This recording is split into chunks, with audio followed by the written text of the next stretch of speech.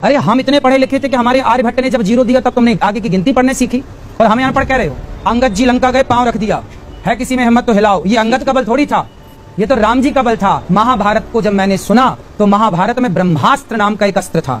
उस ब्रह्मास्त्र से मैंने प्रेरणा ली कि ऐसा भी हो सकता है। तो महाभारत से प्रेरणा लेकर उन्होंने परमाणु बनाए। तो बताइए वो परमाणु टेक्नोलॉजी कहाँ की कहलाएगी? अब आज गैलेक्सी आकाश गंगा तक साइंस पहुंची है, क्या सब तक पहुंच गई? सारा शोध कर लिया, सारा रिसर्च कर लिया, पर हमारे यहाँ तो कह दिया युग सहस्त्र योजन पर भानु। तुलसीदास जी ने पहले सूर्य से पृथ्वी की दूरी बता दी, विज्ञान ने तो आज बताई। हमारे यहाँ तो कह दिया ब्रह्मा मुरारिश त्रिपुरांतकारी भानु शशि भूमि सुतो बुधश्च गुरुश्च शुक्र शनि राहु केतवा। हमारे यहाँ नवग्रह की पहले से बात कह दी गई। तो आज पास अंगद जी लंका गए, पांव रख दिया, है किसी में हिम्मत तो हिलाओ। ये अंगद का बल थोड़ी था, ये तो राम जी का बल था। मैं जो बोलता हूँ कि मेरा बल थोड़ी, मेरे वेदों का बल है, मेरे पुराणों का बल है, मेरे गुरुजनों का बल है, मेरा आध्यात्म का बल है। मैं उस बल से साइंस को चुनौती दे सकता हूँ। साइंस बहुत अच्छा है, मैं भी साइंस का प्रयोग करता हूँ। गाड़ी घोड़े में मैं भी चलता हूँ, एरोप्लेन में मुझे भी आना जाना पड़ता है। साइंस आज है, पहले नहीं था। मैं केवल इस बात का खंडन करता हूं कि साइंस ये ना समझ ले कि मैं ही भगवान हूं।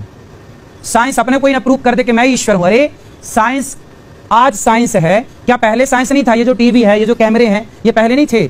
5000 साल पहले भी ये कैमरे थे। लेकिन ये तो विकास का पहलू है ना। तो अच्छी बात है, हम ये थोड़ी कह रहे हैं कि विकास ना हो। बेटा विकास तो होना चाहिए, लेकिन पुरानी चीजों को नकारा क्यों जा रहा? हम इससे खिलाफ हैं, क्यों नकारा जाए? भाई आप ये क्यों नहीं कहते? आप कहते हैं कि आज की टेक्नोलॉजी इतनी बिंदास है, इतनी अच्छी। अरे ये कहिए कि ये सब कुछ पहले था, बाद में लुप्त हुआ, फिर बाद में इसे प्रकट किया गया। जब गीता हुई, कुरुक्षेत्र में गीता चल रही थी, आंखों देखा हाल संजय धृतराष्ट्र को बता रहे थे कि नहीं? किस आधार पर बता? क्या टेक्नोलॉजी नहीं थी? गीता चल रही है 200 किलोमीटर दूर और हस्तिनापुर में बैठे बैठे संजय धृतराष्ट्र को बता रहे हैं। क्या ये विज्ञान नहीं था?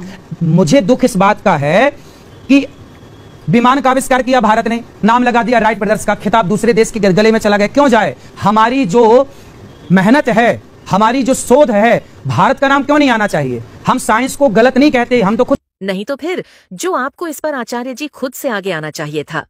आपको खुद से आगे आना चाहिए, क्योंकि आप तो कह रहे हैं साइंस को चुप करा देंगे, तो आप चुप कैसे कराएंगे? फिर आपने इतनी शानदार घड़ी पहनी है, आप एक लग्जरी गाड़ी से दफ्तर तक पहुंचे हैं, बताइए तो फिर ये भी तो आवश्यकता का ही तो असर है। किसकी आवश्यकता नहीं है?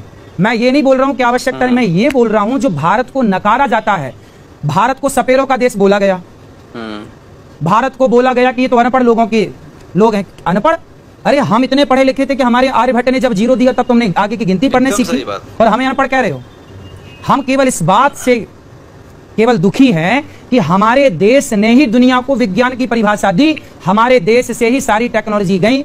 आप जिस व्यक्ति ने परमाणु का आविष्कार किया, यूट्यूब पर वीडियो देखिएगा, जिस व्यक्ति ने परमाणु बम का आविष्कार किया उसके यूट्यूब पर जाकर देखिएगा, उसने खुद कहा कि मैं महाभारत को जब मैंने सुना तो महाभारत में ब्रह्मास्त्र नाम का एक अस्त्र था।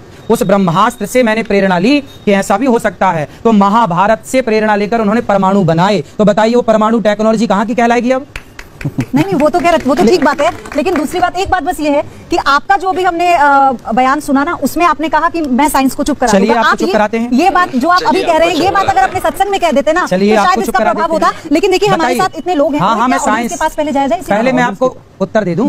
मैंने कहा कि मेरे पास साइंस से जुड़ी कुछ ऐसी बातें हैं जो कुछ प्रश्न ऐसे हैं ना बेटा, साइंस के पास उत्तर नहीं है जी। आज गैलेक्सी आकाश गंगा तक साइंस पहुंची है, क्या सब तक पहुंच गई? नहीं। सारा शोध कर लिया, सारा रिसर्च कर लिया, पर हमारे यहाँ तो कह दिया युग सहस्त्र योजन पर भानु। तुलसीदास जी ने पहले सूर्य से पृथ्वी की दूरी बता दी, विज्ञान ने तो आज बताई। हमारे यहाँ तो कह दिया ब्रह्मा मुरारिश त्रिपुरांतकारी भानु शशि भूमि सुतो बुधश्च गुरुश्च शुक्र शनि राहु केतवा। हमारे यहाँ नवग्रह की पहले से बात कह दी गई, तो आज ग्रह ढूंढ के ला रहे हो। चलो आप जिंदा हैं? हाँ या ना? बिल्कुल। अब ये बताइए आप जिंदा हैं किसके बल पर? साइंस क्या कहता है कि आपके शरीर में कौन सा क्या है कि आप जिंदा हैं? मैं हष्ट पुष्ट हूं? नहीं, आपका दिल, आपका हृदय, हार्ट जो है ना वो काम कर रहा है।